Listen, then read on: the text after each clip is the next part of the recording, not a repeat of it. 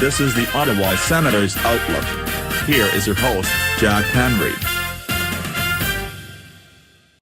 Hello everyone, welcome to the Ottawa Senators. Welcome to Coach Jack. This is my recap reaction to the Bruins game, so let's get right into it. So, the Ottawa Senators come away with a wild 6-5 victory in the shootout. So, there's a lot to go over, so let's get right to it. So, right off the bat, Adam Gaudette scores to make it 1-0 Ottawa, his 15th of the year. And then Tim Stützle with his 15th of the year to make it 2-0 Ottawa. So, the Senators come out firing on all cylinders, but not for long because Pavel Zacha scores on the power play to cut the lead in half. And then with 38 seconds left, David Pastrnak ties it up at 2. So after the first period, it is 2-2.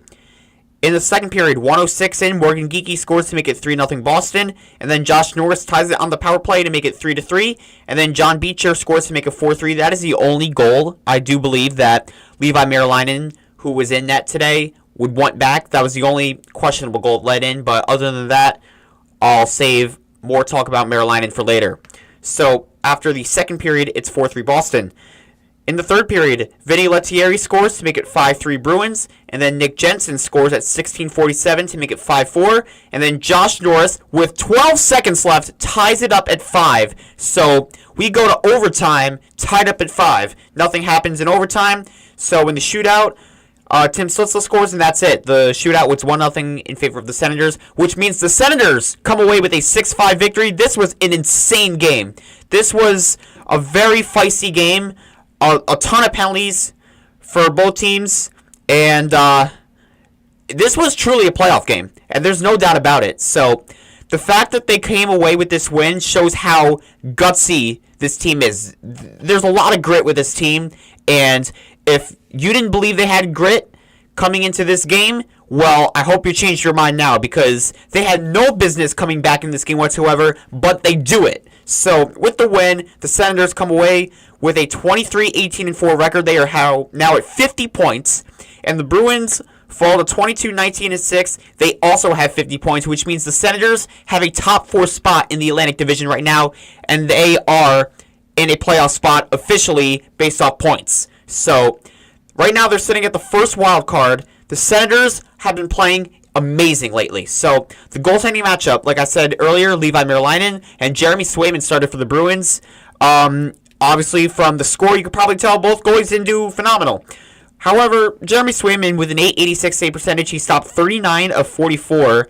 Meanwhile, Merilainen stopped 23 of 28. So, that definitely tells you how many shots both teams got. The Senators had 44 shots. They put a lot up against Swayman, and Swayman, for the most part, had a good game, except for the end when he choked it away, obviously. But the Senators, like I said, this is incredible. I really don't know what to say, other than the fact that their defensive coverage on a couple of the goals was not phenomenal. I will say that.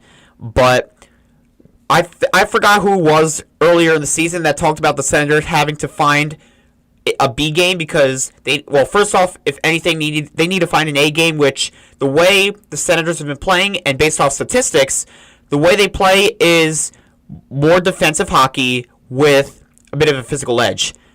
So obviously they weren't playing good defensive hockey because the Bruins put up 5 goals on them. So what they need to do is be able to equalize that and be able to score, which is probably their B game. For the most part, they did that, especially later on when they made the comeback. But the fact that they were able to hang in with the Bruins and eventually win the game tells you a lot about what this team really is.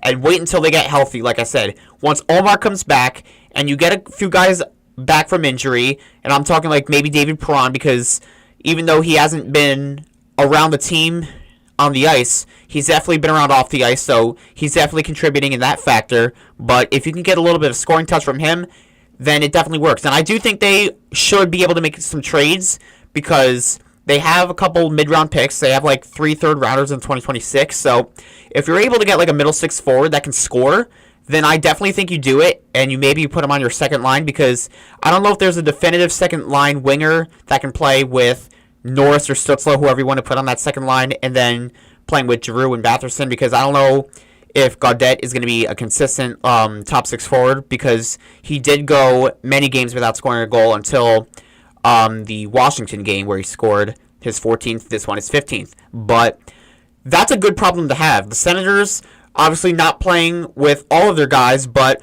whatever they're doing right now, they're clicking. So hopefully they can keep this up. This is the first of a back-to-back, so they will be playing against the New Jersey Devils tomorrow at 1 o'clock in Newark. Travis Green returns to New Jersey since being hired by the Ottawa Senators. So I will have a preview video for that. So give me your thoughts on this wild game, because there was a lot to get to, and I was ecstatic for the Senators seeing them pull away with this win. Because like I said earlier, they had no business of coming back, but they found a way to win, and good teams find a way to win. So again, give me your thoughts, like and subscribe. But for now, this is Jack from the Ottawa Senators Outlook, and go Sens go.